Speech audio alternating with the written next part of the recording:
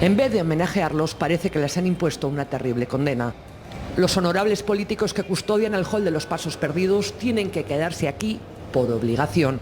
Los bustos no tienen piernas para salir corriendo de este congreso de intocables en guerra. La guerra no es de ideas, sino de acusaciones mutuas. La señora Arauz, al ingresar, nos ha manifestado infinidad de injurias y que es lamentable lo que está sucediendo.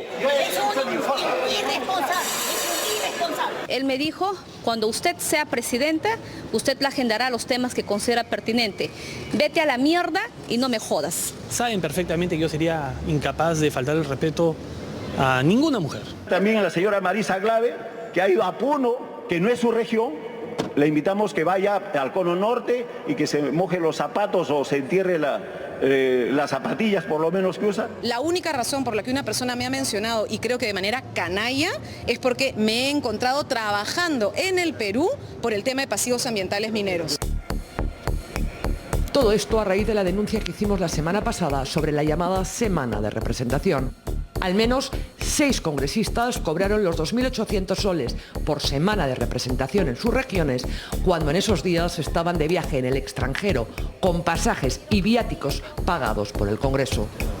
Un doble cobro que ha originado que la Fiscalía de la Nación, de oficio, les abra investigación por los delitos de peculado doloso y falsedad genérica. Tiramos la piedra y se ha venido el huaico. Se le cayó el telón a la hipocresía. ¿Cuánto reciben los congresistas más allá de su sueldo formal de 15.000 soles? ¿Quién fiscaliza estas asignaciones extra? ¿Qué hacen con nuestro dinero? Sabemos que 6 cobraron por supuestamente estar escuchando a sus electores en Tacna, cuando en realidad estaban, por ejemplo, en Suiza. ¿Pero qué hacen los otros 124? Eso es lo que vamos a ver hoy. Eso y otros gastos como los viajes al exterior con dinero del Congreso. Resulta que hay como 10 que son viajeros frecuentes, super VIP del Congreso, y otros 60 que no han viajado nunca.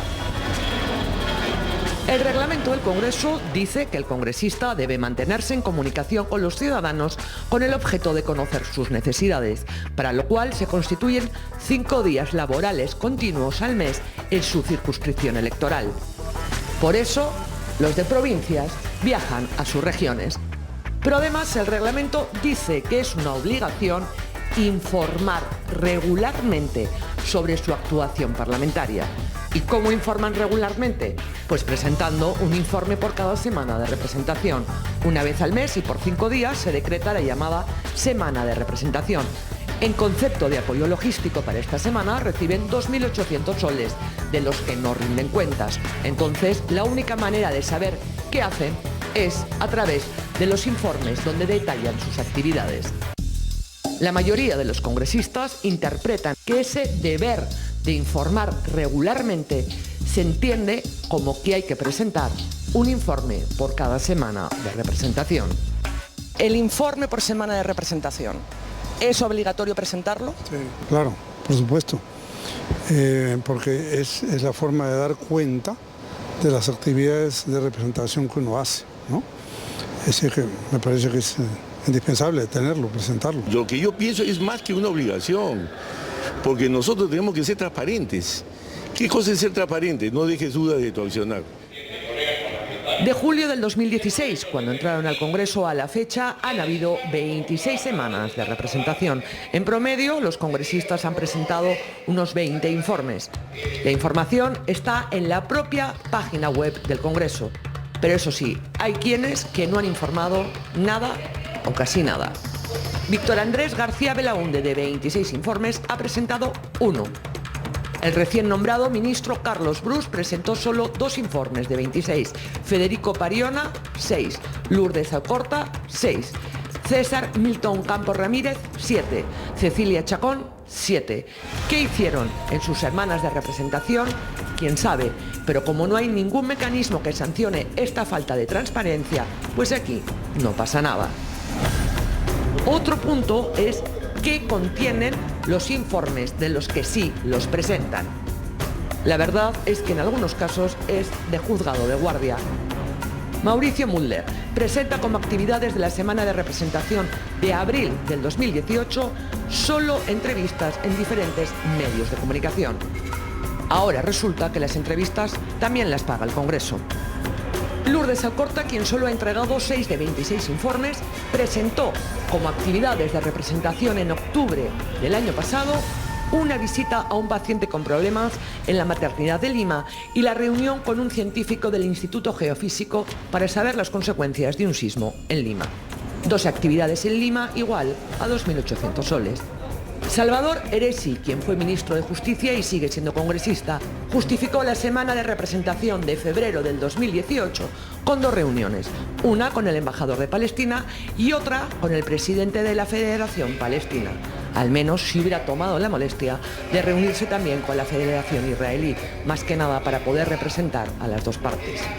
Es posible que sea una situación que merezca una mayor atención de mi parte y pueda corregirla en los próximos días, ¿no? Se inicia la sesión. No se salva de la pira ni el presidente del Congreso, Daniel Salaverry. Se hizo público que al menos 6 de sus informes de semana de representación contenían información falsa. Resulta que podrían ser más informes todavía. Su caso está a la espera en la Comisión de Ética y la Fiscalía también abrió investigación, pero hasta la fecha nada de nada, ninguna sanción. Y por si fuera poco, uno de los 6 que cobró doble, Jorge Castro, intentó esta semana abrir un nuevo rubro, un nuevo frente, para enlodar hasta el apuntador. Denunció que algunos congresistas elegidos por Lima hicieron algún día de la semana de representación en otros lugares del país. 80, 90 o más de 100 estén en peores circunstancias de las que a mí se me acusa inclusive. Nombró, entre otros casos, a Mercedes Araoz, a Marisa Glave, a Marco Arana. Represento al ciudadano peruano. No puedo, pues, el señor echar barro como cometidor por su ignorancia, ¿no? Tiene que aprender a entender. Ahora, si él recibió doble, ya es otro problema. Pero nosotros no hemos recibido nunca nada doble. A mí que no me mezcle con cosas que no tienen nada que ver. Él ha acusado en algún momento que, por ejemplo, hice 3 días en lugar de 5, cuando justamente en esa semana tuvimos 2 días de pleno para ver el tema de la reconstrucción con cambios, con lo cual nadie pudo haber hecho los 5 días y fue un acuerdo formal. En otro caso, yo he presentado formalmente mi exoneración del pago y te puedo pasar la carta en la que yo he mandado la exoneración de la semana de representación. Y tengo un tercer caso, que es que yo no recibí doble viático por irme al extranjero. Yo me fui a Puno 2 días a trabajar sobre relaves y pasivos ambientales mineros. Es decir, todo el tiempo he estado trabajando y no se puede sancionar a la gente por trabajar. 6 cobraron doble, cobraron por semana de representación, cuando en realidad el Congreso les financió en esos días viajes al exterior. Otros no presentan ni una línea sobre qué hacen durante la semana de representación, o porque no la hacen, o porque consideran que no tienen que dar ni darnos explicaciones. Otros presentan informes y sería mejor que no lo hicieran. Un reglamento del Congreso con más vacíos que un queso gruyère, una Contraloría a la que se le pasean los elefantes volando y un interesado espíritu de cuerpo hacen que suceda esto con el dinero de todos. Si tú no presentas ningún informe, no pasa nada. O sea, ya, falta administrativa. Pero la pregunta es, si es una falta administrativa, ¿te descuentan? Ni siquiera eso. Es sencillamente una falta administrativa que queda ahí. Lo que tienes que hacer es sincerar la realidad. Decir cuáles son realmente los conceptos remunerativos, eliminar estos bonos de liberalidad, dejar el sueldo y poner un sueldo como corresponde. Se tiene que sincerar cuál es el sueldo del parlamentario. Ayer el presidente del Congreso, Daniel Salaverry, anunció que va a proponer que se anule la semana de representación tal y como ha funcionado hasta ahora, pero no dio más detalles. Si se anula, ¿qué pasará con los 2.800 soles que reciben? Si se acortan los días de representación, ¿qué parlamentario irá al Perú alejado de Lima y del mundo? ¿Quién fiscalizará que los congresistas realmente cumplan con su tarea de representarnos? ¿Seguirán recibiendo la misma asignación los que se van de entrevistas por Lima que los que van a visitar a peruanos donde el diablo perdió el chullo? ¿Sincerarán su sueldo? El remedio no puede ser peor que la enfermedad. En eso debiera usarse para una pelea entre congresistas, algunos que han delinquido y que quieren aparecer en este momento como paladines de la lucha por la modernización y la lucha contra la corrupción, no. Si hay fallas en el sistema y esas fallas se están presentando para que Pepe Vivo o algún delincuente que ha llegado a ser congresista las use, hay que tocar los temas de fondo, transparentar, modernizar, darle acceso a la ciudadanía y hacer que sean eficientes los gastos y que no esté pasando lo que ocurre ahora. Pero es que la asignación por semana de representación no es el único gasto público que está en el aire. Los viajes que paga el Congreso al exterior también deberían ser supervisados. Hay unos cuantos que son viajeros frecuentes y otros que no viajan ni a la esquina. Los viajes los autoriza la segunda vicepresidencia del Congreso. Han sido arbitrarios.